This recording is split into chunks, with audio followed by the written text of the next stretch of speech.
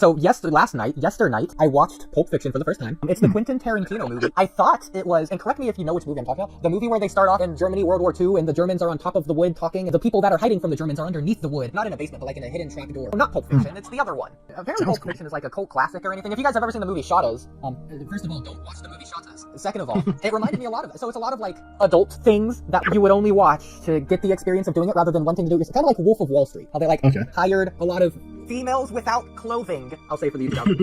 And they did all of the white powdery substances and all the other alcoholic beverages, as well as other things that they did in the movies, with the rifles of the assaulting and the other miscellaneous weapons. The rifles of the assaulting? It was a very discombobulated movie, I will say. It was like 2.5 hours long. It started, the first scene of the movie was like the last actual scene of the movie, just extended. And then it jumped to like the beginning of the movie for the second scene, and like 7 scenes in, I realized, wow, this movie's really slow. No wonder it's 2.5 hours long. And then they randomly cut to the ending of the movie, halfway into the movie. And then 2/3 of the way in the movie, once they're done with the ending of the movie, they just went back to the beginning of the movie. Just randomly cut to it. I'm gonna have to watch a video, a film appreciation video explaining the significance of everything. I watched it on Amazon Prime, and to the side note, it listed all the references, and my god, there was like 2,000 references. Things that I would never understand because the movie was made in like the 80s. It's pretty cool. I give it like a 1.5 out of 10 or something. That inspires me to watch it. I will say, it was the pop culture references with the English mother effer, do you speak it? And at the end, he's in the restaurant talking to the robbers, spoiler alert, there's robbers, and he's talking, he's like, I'm the shepherd. And whatever he says, I forget. I have no idea what these references are. Person he says, dude, I am a minor, stop.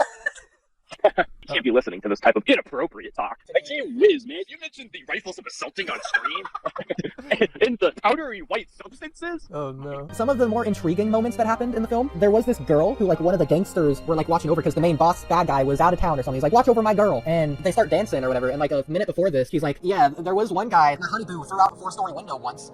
He's like, the guy's like, man, what did he do? I'm really butchering this explanation, but just go with it. And the lady's like, oh yeah, he shook my hand at my wedding. So the husband guy threw him out the window a few years later because he was just that jealous. So that was really setting up what the movie was going to be about. Oh man, this gangster guy who's watching over this one wife girl, you gotta be really careful, don't get too close or whatever, because if you shake her hand, even at the wedding, you'll be thrown out a window by the husband guy. Anyways, nothing like that actually does happen. They dance, they go home, then the guy goes to the bathroom, he's like, oh man, I really should not do anything with this lady. And then the lady does drugs and ODs. And so they save her by driving her for like 30 minutes to the drug seller guy's house, where he got the drugs from, and they give her like a shot to the heart, whatever the heart shot is called. Adrenaline shot, let's go with that, a stim pack. So then they go back home, the husband still isn't there, and they're like, yeah, let's agree to just never talk about this again. So then we just cut to something completely different. Again, this is like halfway through the movie now. We cut to Butch, the wrestler, and he beat up some guy so bad that he died in the ring. Like a wrestling match. I don't know who the guy was, I probably wasn't paying enough attention, but apparently it was someone related to the gangster people that we just got done watching. The wrestler, he goes on the ring. He goes back to his apartment, because one thing led to another. He forgot his dad's watch at the apartment. His dad was in the military, so it like meant a lot to him. So he gets his watch, and then the gangster guy from earlier that saved the OD wife girl, he was in the bathroom, because he was sent to his apartment to like shoot the dude to death. And so Butch sees the gun on the counter, here's the toilet flush, picks up the gun and just mows the gangster guy down in the bathroom. And this is like the main character basically throughout the film. He hears the toilet flush, he aims the gun at the toilet room, and then he just starts opening firing. So then your main character, gangster guy, is just dead now. And then you get a few more minutes of Butch going back to his apartment, except he sees another gangster, and they get like a shootout chase run, and they go into this random store, except this gun store is owned by a really sick demented guy. And so the gangster guy and Butch,